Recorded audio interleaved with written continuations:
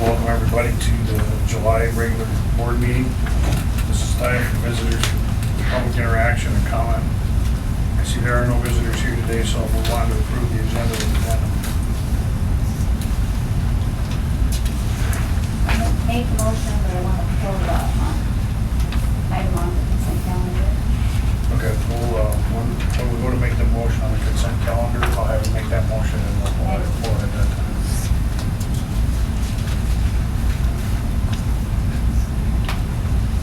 Got a motion by Katie,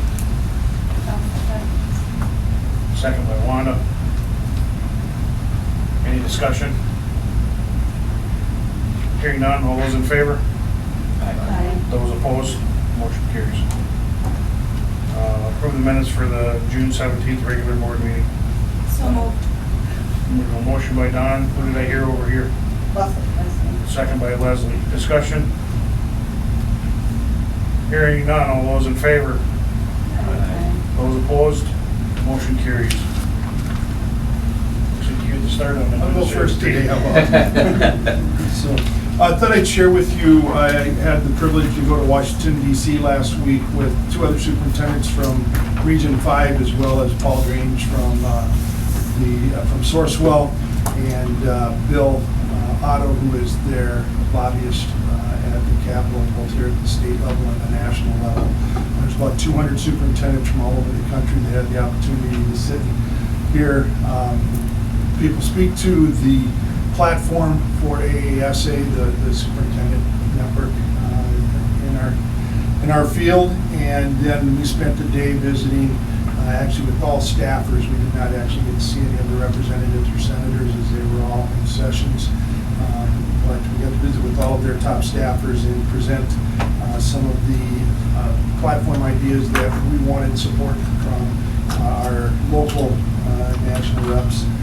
And so I thought I'd share with you what some of those were.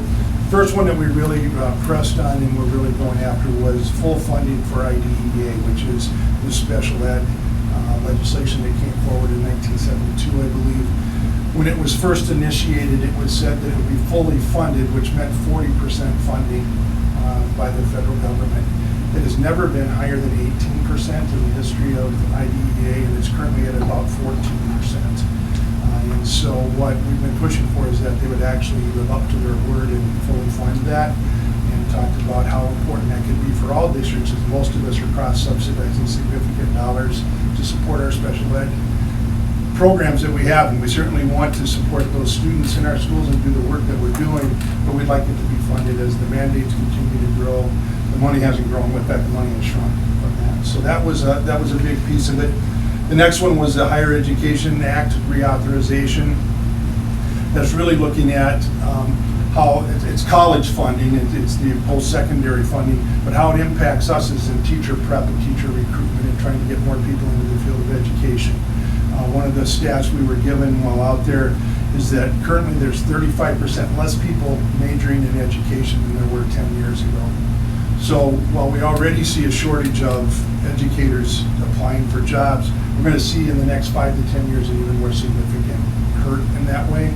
And so we're asking that the federal government fund the programs that are there. There's some good teacher prep programs. There's some pretty good legislation out there that's a bipartisan effort to support some of these things to help get teachers and get to people into the field of education and keep them there. The next one is the Child Nutrition Act, and primarily what that one is, two pieces for that one. One is they went from a 5-year to a 3-year reporting period, which becomes cumbersome in the paperwork and in all the different pieces we do, and so we're asking them to move it back to a 5-year reporting period.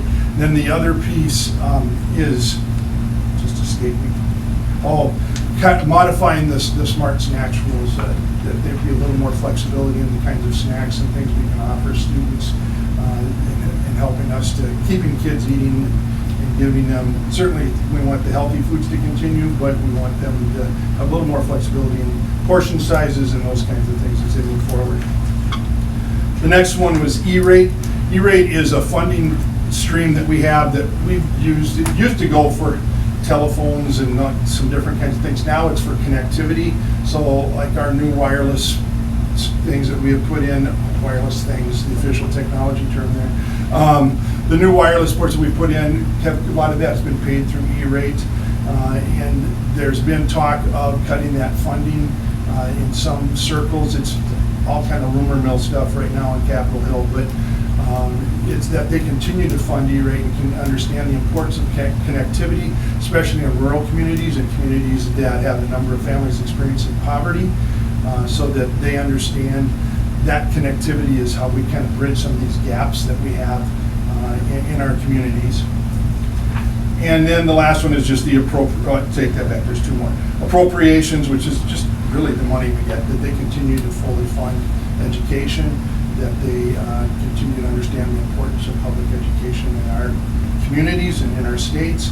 And then Medicaid in schools, really talked a lot about, a lot of them didn't understand that Medicaid's an important piece for us because we've got students both through mental health services, but also you sometimes get students that require nursing, they require a nurse to follow them around the school for the day or those kinds of things that we can build to Medicaid and get some of that funding back.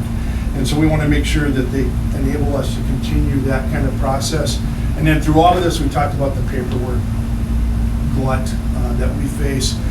Somehow since the Paper Reduction Act that passed a few years ago, we've seen more paperwork, it seems. And so just letting them know that, especially in smaller districts, we don't have the personnel or the time to sit and do umpteen hours of paperwork, and especially in the special ed field, our teachers are supposed to be working with kids, not with forms, and we're struggling to find that balance. So it was a good trip. Thanks to Sourcewell for funding that trip and providing for us while we were there. I feel like I'm in DC again the last couple of days here. This is what it felt like, except I was in a suit and tie, which is just a miserable experience even when it's nice out. But and they got one of the 10th worst rainfalls in their history. The one morning we had free to go visit some sites and go see some things. They had 3 inches of rain in about 20 minutes and flash flood warnings, and so I saw the U.S. Capitol and I saw the Senate floor. That was the end of my sightseeing. So, but thank you for the opportunity to go. It was well worth the time and effort to be there. And I think the rest is on discussion items for me. I don't know that I have anything either. More just getting ready for audit week. I don't know who sets this thing up. Getting ready for audit week. The auditors are planned for August 5th that week, and they are hoping to only be here on site for 2 or 3 days instead of the typical 5. We're doing a lot of things remotely, so we have a list about as long as my arm of things that need to be uploaded and sent to them through their online portal. But we'll see how it goes, and hopefully this is a smooth process and we can continue on throughout the day.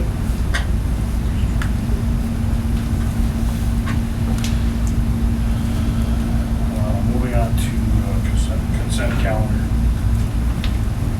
I'll make the motion that we approve the consent calendar, following 6.8 under elementary and after that.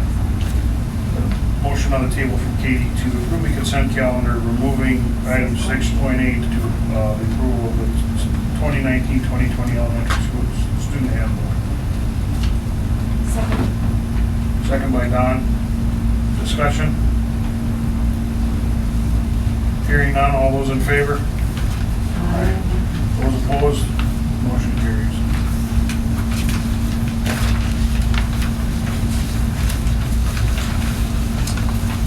Discussion items. Number 1, campus tour.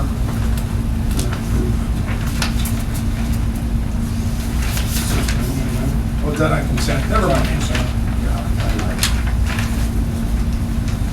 Okay. Campus tour for, I wanted to have a discussion on the campus tour for the grounds, buildings and grounds, and what our thoughts were for having that done sometime in August. So I'll leave it open to the floor for discussion on that. Did Carl ever say when he was available? I haven't approached him for a time because the board hadn't given me the directive to go there yet. Okay.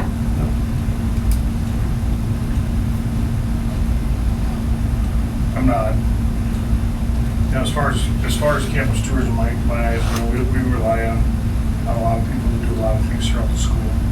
And, as far as walking around, I feel comfortable walking around. I don't know that I need a schedule tour. My August is slam full, so I don't, with all the negotiations for teachers and principals, I don't know that I have days to commit to a campus tour. And I don't know. That's just my thoughts. Carl said he's very willing to give whoever we want a tour, just to arrange it with him, and he's certainly open to that. It's not in opposition to that. So. I'm just gonna speak from the past. I know that I fought long and hard for remodeling the girls' locker room years and years ago. And it wasn't until we took a board tour through there that something funny happened. So, to me, that's one of those things with the elementary media center, where we needed to buy furniture, whatever. Carl took us over, and I got to see what the needs were firsthand, because I thought we just spent money on it. But to me, it's a good way, because some of us don't have kids in the district anymore, so for us to come in and take a look, I like personally. But Carl's always been open to, sometimes I just stop by, so. Sometimes it's nice to give you a heads up too. Yep, and especially this time of year, there's lots of projects going on. So. And he is gone for a few days here between now and the next meeting, so maybe scheduling it with him.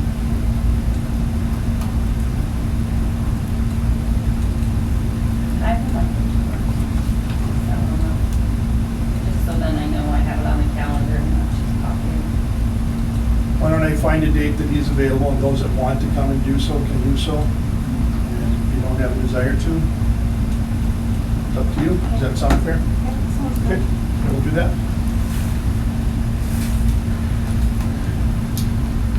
Item 7.2, high reliability school coordinator. One of the things that came up is we went and visited Verndale schools a couple times. We also visited Walker schools a couple times. Visited with Pequot Lakes, who are all involved in the high reliability school work. And one of the pieces that they have told us is crucial is to have some support people in place to help implement and help support the work that we're going to be doing through high reliability. Yeah, me doing it. High reliability schools. HRS. Yeah, the HRS. I know what we call it that. I think down the road we're going to be looking at potentially what I would recommend would be a full-time, more of a coaching position. But I think as we build up to that, I think there's a need for a part-time position that would support that work, help us get that framework in place, be a communication liaison between admin and leadership teams in particular, but also all teaching staff. And so my recommendation and what I would bring to the table for the August meeting is the ability to post and hire for that position. One of the things we would do to help support the funding, and I think, Jolene, correct me if I'm wrong, we've already planned for this in the budget for this year, or no? We are using the reserves of the breach funds Okay. for this year. And we've also talked about potentially not having the community asset developer position moving forward in that role. So, That was my question is, Tina, someone that would be interested in that position? I think she would be. Obviously, we'd hire the best person available Right. that would apply for that, but that's my understanding. The only reason I say that is because that really correlates very nicely with what she's already doing. It's kind of a shift from moving that position from where it's been in the past and what we've kind of been slowly migrating to, okay, now this really fits the work that's here. Yeah, this seems like a natural step. Okay, I was just curious. Can you get a job description? You had one in your packet. And here it is, you can have mine. Was there a part in that job description where she was going to do a newsletter? Or was that? Yes, there was a monthly newsletter to teachers. Okay. Yep, that we certainly could share with the board as well. I was wondering if that was possible to put that on Sure. her mailing list. I saw that. I just didn't know what I was looking at. You did say HRS on top. Can you change that to say HRS? Right here. I know, but I can't read that. Any questions about that or more clarification you need? I think that's something that we do need to look at, because there's more accountability for the teachers that are involved in that, then because you have somebody that not only they can turn to for some advice or some information, but also keeping everybody on the same page. So I think there's a lot more to that than what I think meets the eye, I guess is my I point. think that's what we discovered in visiting with these other schools, and I know in Walker's case, they have a full-time person plus 2 other people that part of their job descriptions are in support of that. People had just hired 2 full-time coaches for their HRS work starting this fall. And so I think those are folks that have been in it longer than we haven't have seen that need. It's come to the table to really be successful with that kind of initiative. So And what's the position Tina holds now? she's a community asset developer. And so that position will just no longer be? Correct. Okay.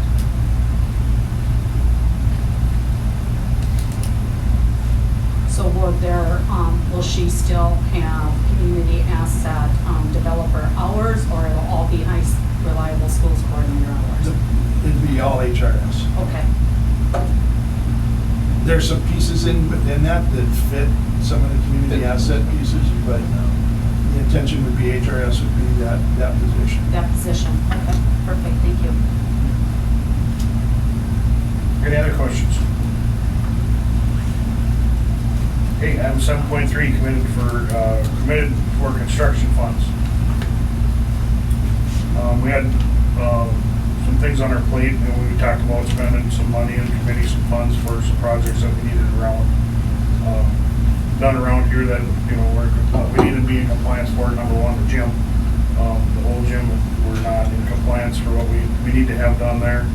There's a few other projects that we have, so we were talking about making a committed fund, and so we have the opportunity to discuss that tonight.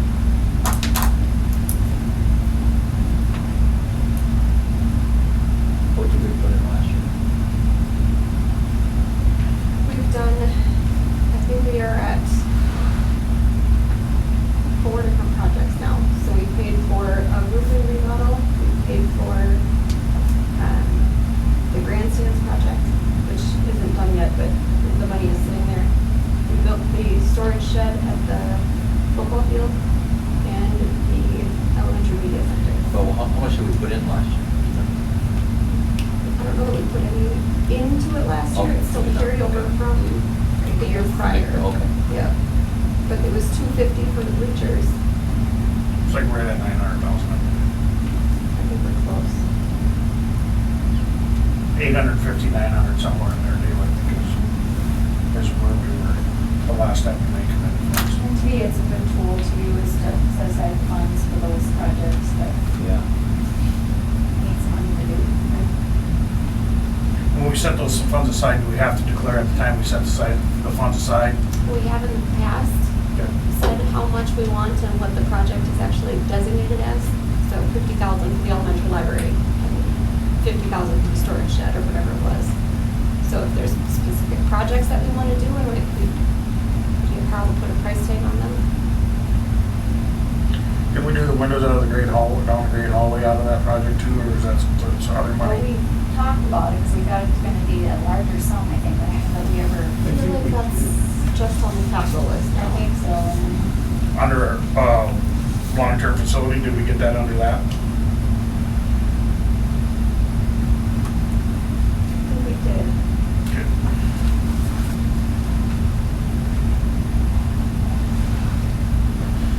I think it'd be nice to do that after we take the tour. I mean, so we can really see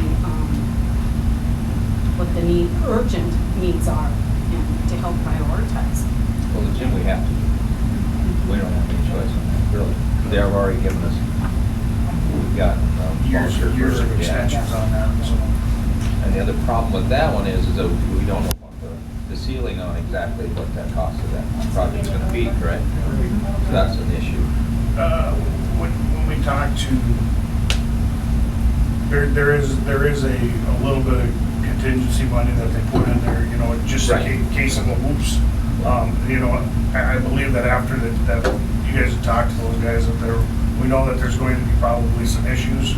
They had built some dollars into that.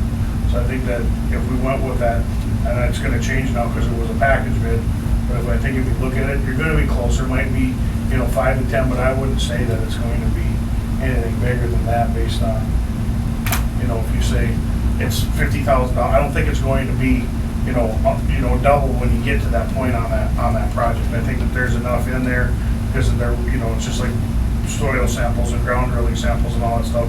Inside of that, they know they're gonna guess a little bit on what's there. So there might be a little bit extra, but we might have to give them a little bit more. So I think you always add 10% to whatever the project is, or 5% that gives yourself a little bit of a buffer. Well, I think we figure out what number we're comfortable putting in there. We subtract the gym, and then you come up with the projects that you think are high priority at that point, then write down the list. I mean, there's no way we're gonna know how much that is, for sure. Right. We know about where we think we wanna be and put money into that, and we know we gotta do that project. Yep. I don't know, And just some throwing that out there. concerns for the lockers down in the elementary. Elementary was there too, so, yeah. Are we gonna go back to the public and ask for money again, or are we not? We've never brought it up for discussion since the election. Well, that's because I was gone. We had it on the agenda for a work session, and it was the night I had to be with my brother's situation. So I think it got tabled because of that. So I think we do need to have that discussion, talk about where you guys want to go and what that looks like moving forward.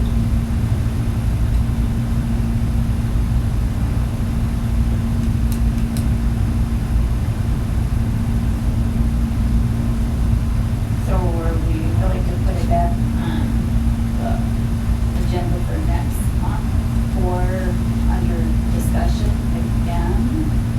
For committed funds, Yeah. I guess, Or what direction are we heading? I mean, I think, we need the number. I need the request, I had a Right. conversation with Brian. We were here early one night for a board meeting and we were talking about the needs of the district. We thought, maybe we had money to do some things. So, Do we have a work session in August? Do not have one scheduled at this time. So why don't we put together the list, I'll have Carl get a definite list on construction estimates. We can use quotas as a starting point, but really dig into that and look at what prices are going to be. Said I have a dollar figure on the high school gym, and then we can either put it on for another agenda or wait until the September work session. I've got high school gym and elementary lockers down. It's two things I've heard coming from the table here. Other pieces, Vocational. protect.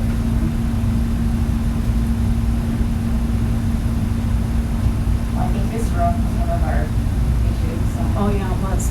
Yeah. Then you'll have to prioritize those and decide how many, what kind of dollars we're looking Maybe at. stretch it. Does that work, Tony?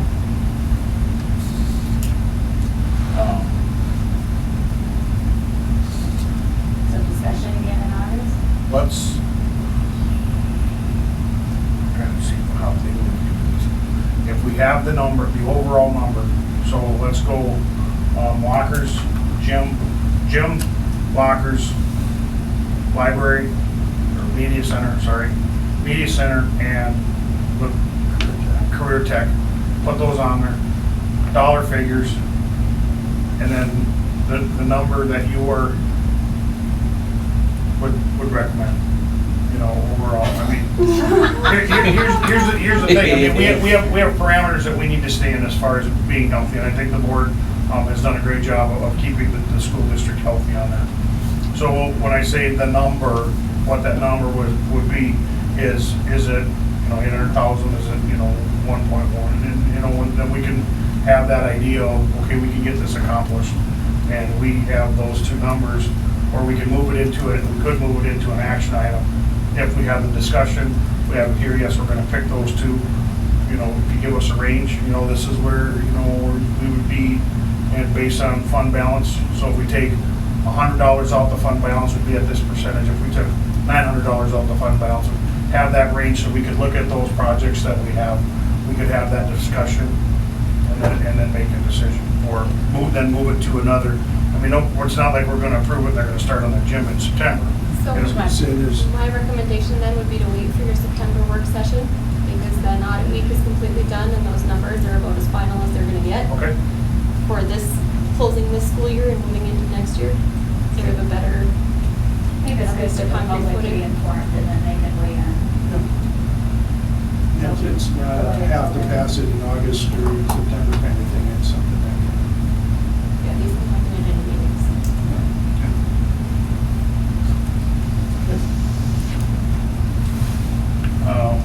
Item 7.4, high school handbook. Chris had sent it out, and so we'll go through it. Any discussion on it tonight, but if you have some time. He invited questions, if you want to shoot him his way, he will get you the responses to that. So that's gonna be, now both of those will be on the item for approval for August. And so make sure, and if you're not getting responses or you would like to copy me on that, please feel free to do so. So we can get these questions answered in a timely fashion, because it's going to be, kids are coming. Well, last year, as I recall, we had quite a discussion of where it did about cell phones, so. Yep.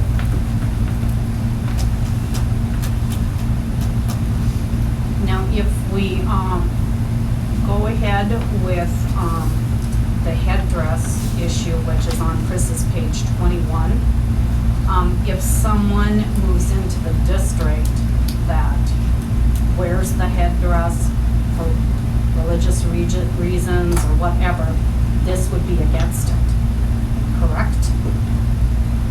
I don't know what those are at done, I don't know Okay. if that's the case. But it said that Pat's headdress are allowed to be worn in the building during designated times. And they're allowed to wear appropriate hats and headdress in the building until the first warning bell and after the last bell of the day. All hats and headdresses are not allowed to be worn in any other time during the school day and will remain in their lockers. I agree. It probably comes down to definition of headdress, and if your job is considered a headdress, or if that is considered a different type of headwear, but we might need to define that.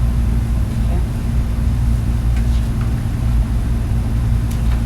I'll bring that up too. Okay, that'd be great. Not that we have anyone now, but if we could have someone in the future.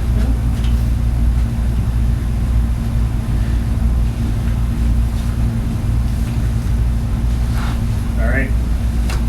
Action items, approve the Pine River Backus local literacy plan.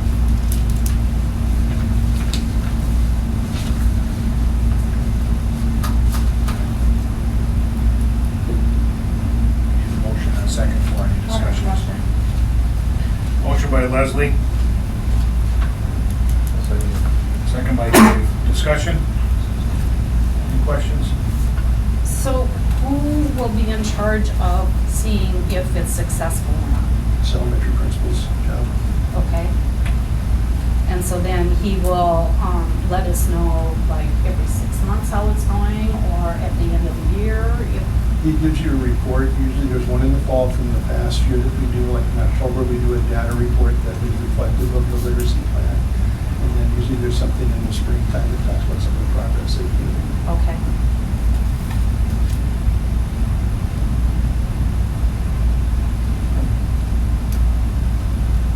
Any other questions or discussions?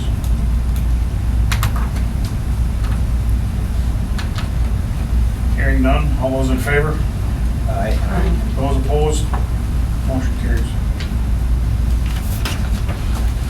Open forum, I just have, for the four of you that were not on the negotiation team this morning, we had a meeting with the Teachers Association. I left a copy of the proposal that we left to give to them this morning. Next meeting, Yes, is 29. Like 29. July 29th at 7 a.m.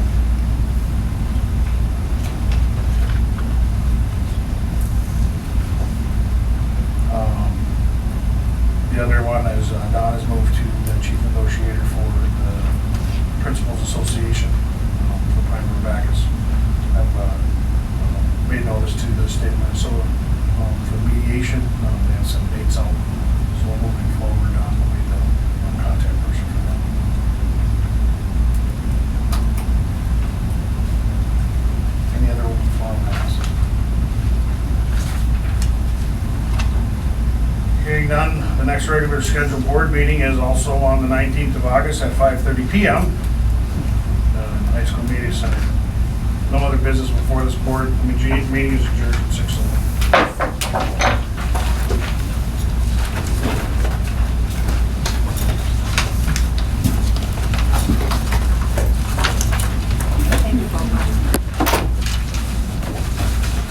Maybe I'll back at the end.